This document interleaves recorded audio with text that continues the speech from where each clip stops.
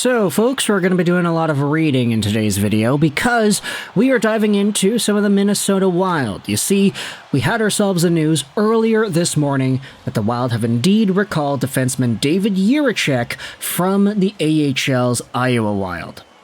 And I say Iowa Wild, I really mean just the AHL in general, because it was posted yesterday by Dylan Lokes of the Hockey News that John Hines said post-game David Jiricek will be with the team on Monday for practice. This comes after David Jiricek's recent stint with the AHL's Cleveland Monsters, and ultimately is going to be seeing him in the NHL, in the absence of Jonas Brodin, and of course with the absence of Damon Hunt, who was traded away for Jiricek to Columbus in that trade. But all Jiricek future talk aside, what I wanted to do in this commentary was dive into some of the extra reasons as to why he got traded, because there was a really good article published by Aaron Portzline on The Athletic from yesterday that talks about where exactly everything went wrong and why this entire trade went down the way it did. You know, we can go out there and say, oh yeah, the guy wanted more opportunity, the guy wanted to be a part of this team, etc., etc., but this article goes out there and gives us more of a scoop. I'll leave a link in the description if you want to read it yourself. For the Blue Jackets, David Jiricek's skating concerns were enough to trade him. And look, there are a lot of things that you can talk about with David Jiricek.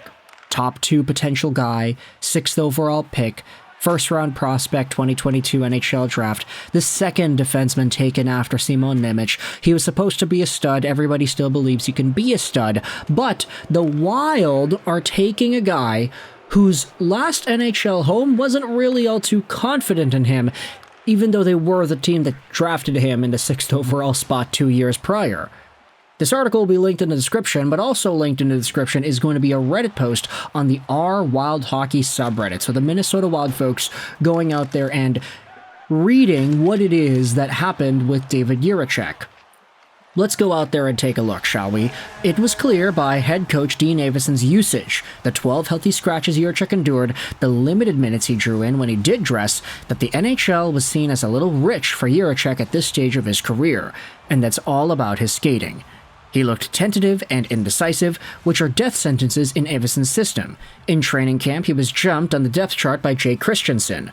Once the season started, he was surpassed by Jordan Harris and 37-year-old veteran Jack Johnson.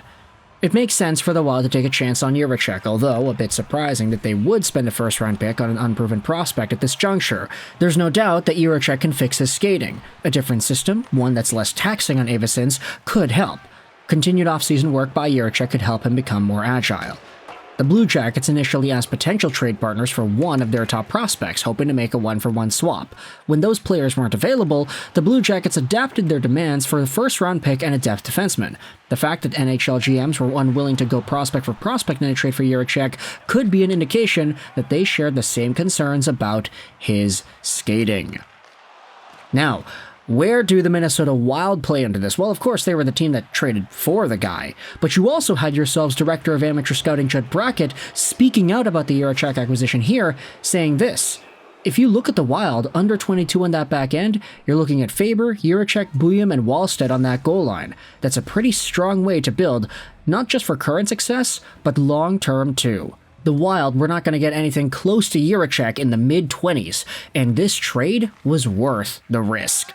And that, I think, is why a lot of Wild fans are super stoked about this, is because Jiricek still has potential. And if there's anybody that's going to be able to see a top prospect, a first-round guy, a top 10 pick, for example, be able to break out from whatever skating issues he had, I'd say Judd Brackett, the main dude for prospects and scouting in Minnesota, has that opportunity. And here's why. You see, Judd Brackett has been in the Minnesota Wild system for 4 years now, but where was he before that? Well, he was with the Vancouver Canucks. In 2013-14, Judd Brackett was an amateur scout with the Canucks, and who was it that Vancouver took with their first-round pick in that 2013 draft? Well, it was none other than Bo Horvat. And Bo had himself very similar problems with his mobility and with his skating. Judd Brackett was around to watch the Vancouver Canucks mold Bo out of that spot and eventually become better. Now, Bo Horvat is one of the premier north-south two-way snipers in the NHL, and he is a mammoth. He is an ox on his feet. Not saying that one example should be seen as what's going to happen every single time, you know. Bo Horvat is the exception, not the norm. Many guys who break free from their skating woes, you see that, but there are many other guys who just completely stink at skating for the rest of their careers. For every one Bo Horvat, you maybe get 5 guys that aren't able to do that. So for David Jiricek, obviously it's not guaranteed that he'll be able to fix his skating and eventually get to a point where he can provide NHL quality mobility, top 2 quality mobility, but Judd Brackett has seen this before. And for Jiricek, a top 10 pick, a top 6 pick in the NHL draft, a guy whom we all said had top 2 potential, yeah, Judd Brackett's right. You would have been able to get a lot more value out of a 6th overall guy than what you would have gotten if you just kept the pick and tried to take some player like that in the 20s or whatever.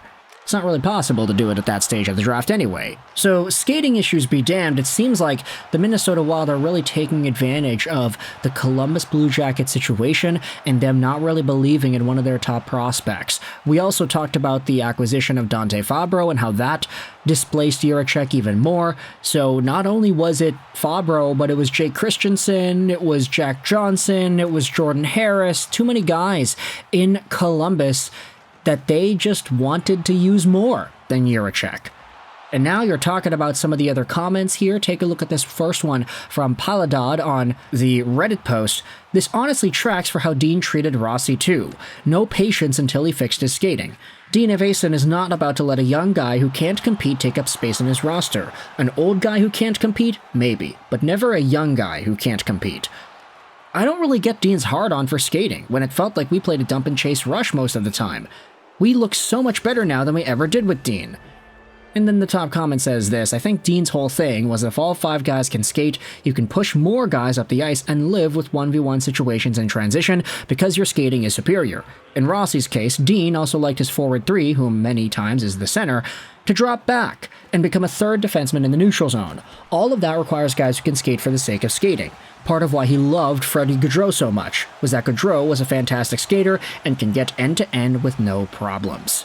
And then you have even more faith being thrown into the Jiricek situation here. Andy Ness is known as a skating coach wizard if he puts players to work, so I guess we'll have to see. I wish they'd let him spend the rest of the year in Iowa, then let Ness to work with him all summer, have Jiricek come in next camp ready to fight. He's a bad skater, but if you guys can fix that, watch out. I absolutely agree that he needs to cook in the minors. P. Rickles, a Blue Jackets fan, goes out there and says.